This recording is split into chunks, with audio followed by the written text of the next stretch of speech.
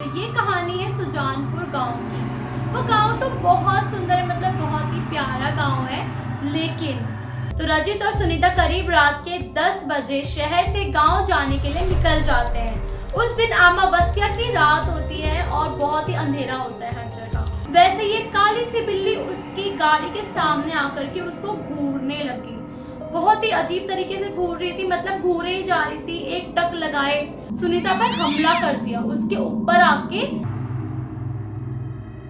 Hello guys, welcome back to our channel. और आज मैं एक ऐसी कहानी लेकर आई हूँ जिसको सुनने के बाद आपके भी दिल दहल जाएंगे। आप भी डर के मारे ऐसे रास्तों से जाना बंद कर देंगे। तो ये कहानी है सुजानपुर गांव की। वो गांव तो बहुत सुंदर है, मतलब बहुत ही प्यारा गांव है।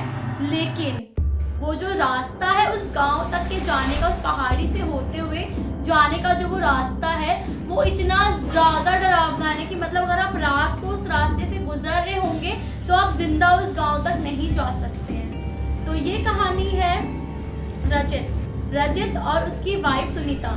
रजित और सुनीता इन चीजों पर यकीन नहीं करा करते थे, इन चीजों को नहीं माना करते थे। लेकिन गांव वालों का ये कहना था कि अंधेरा होते ही कोई भी ना गांव से जाए और ना गांव में आए। लेकिन रजित और सुनीता दोनों ही गांव से बाहर रहा करते थे शहर में, क्योंकि उनके बच्चे थे और वो ज्यादातर गांव में रहना पसंद नहीं करते थे।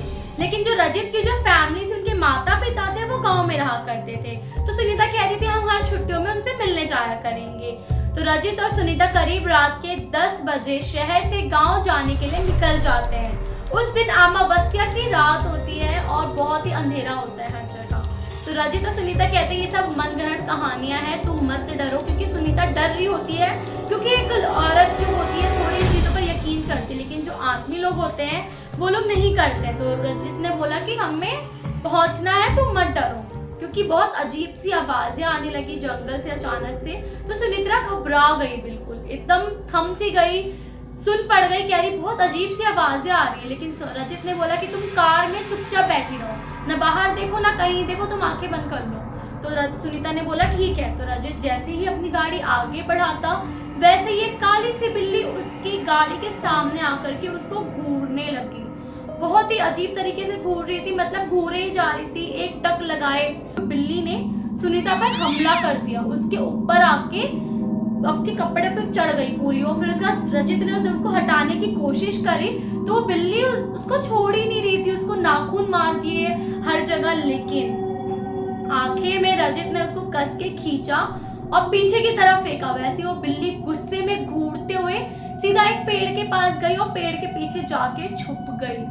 उसके बाद सुनीता ने बोला कि हम आगे नहीं जाते, हम यहीं से ही रिटर्न चले जाते हैं शहर की ओर, अभी हम ज्यादा जंगल में आए नहीं है। तो रजित बोलता है नहीं ऐसा कुछ भी नहीं है, डोंट वरी, मत डरो, मैं तुम्हें आराम से यहाँ से ले जाऊंगा। तो सुनीता ने बोला ठीक है, आप मुझे यहाँ से आराम से ले चलो, लेकिन अगर आगे ऐसा कुछ हादसा होता है तो हम आगे नहीं जाएंगे। तो रजित ने बोला ठीक है। तभी रजित और सुनीता वापस से कार में बैठते हैं और कार में बैठने के बाद वो आगे की तरफ बढ़ते चले जाते। लेकिन गाँव वालों ने वहां पर एक बोर्ड भी लगाया हुआ था, कृपया रात होने के बाद इस जंगल में प्रवेश ना करें। हर जगह ये बोर्ड लगा हुआ था। लेकिन रजित इन चीजों पर यकीन नहीं करता था। उसके बाद वो गाड़ी को आगे बढ़ाता गया। करीब जब वो गाड़ी बीच जंगल में जाके रुक गई, वो गाड़ी आगे ही नहीं बढ़ रही, वो रुक गई। उसके बाद रजित को भी बहुत डर लगने लगा और सुनीता को भी डर लगने लगा। अचानक से गाड़ी अपने आप हिलने लगी। तो रजित समझ गया। फिर उसने एक औरत को देखा उस जगह से गुजरते हुए। वो औरत वहां से जा रही थी सफेद साड़ी पहने।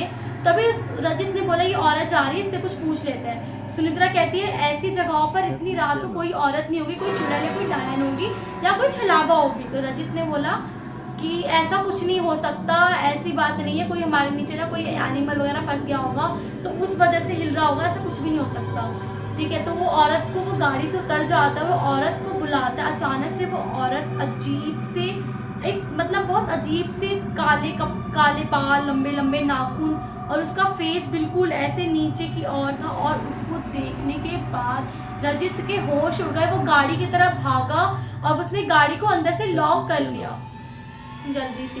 उसके बाद जो वहाँ का जो मंजर रहा, जो चीजें हुई वहाँ पे, सुनीता ने वो चीजें देखी अपनी आंखों से कि वहाँ पे जंगल के अंदर कुछ इंसान, मतलब इंसानों जैसे लोग अंदर, मतलब एक बहुत ही अजीब तरीके से बैठे हुए हैं और लोग वहाँ से आ रहे हैं जा रहे हैं, बहुत चहल पहल है वहाँ पे। एक छोटा सा झोपड़ी है जहाँ पे कुछ एक फैमिली रह रही है। उसके बाद वो सब देखने के बाद वो लोग बेहोश हो जाते हैं गाड़ी के अंदर ही।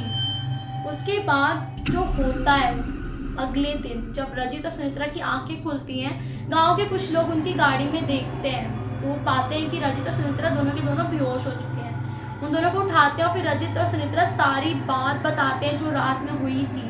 तो गांव वालों ने बताया कि यहाँ पे भूतों का मेला लगता है, यहाँ पे रात को वो शक्तियाँ, वो आत्माएं जाग जाती हैं, उनका परिवार जाग जाता है। क्योंकि कुछ सालों पहले ही जंगल में एक परिवार रहा करता था इसी झोपड़ी में, बहुत ही खुशी और बहुत खुशहाल परिवार था। उसमें सब लोग थे, वो लोग रोज खुशियाँ मनाते थे और यहाँ पे बहुत सारे ऐसे छोटे छोटे थे, मतलब वो छोटी छोटी झोपड़ियाँ थी। लेकिन जिसकी ये ज़मीन थी, जिस आदमी की ये ज़मीन थी, वो यहाँ पर ये चीज़ें पसंद नहीं चाहता था। और जैसे उसको पता चला कि उसके ज़मीन पर गरीब लोग आके रह रहे हैं, तो उसने उन सबको मरवा दिया था और यहाँ पे मतलब सब कुछ खाली करा दिया था। तो तब से उनकी यहाँ पे आत्माएं घूमती हैं और रात को मना किया जाता है और वो जितने भी बुरे लोग होते हैं उनको वो जान से मार देती है। तो रजित और सुनित्रा को गांव वाले ये कहते हैं कि तुम अच्छे थे, तुमने कभी कुछ गलत नहीं किया था, इसलिए उन आत्माओं ने तुम्हें छोड़ दिया, बस तुम उनको नजर आए, तुम बस उनको देख पाए बस।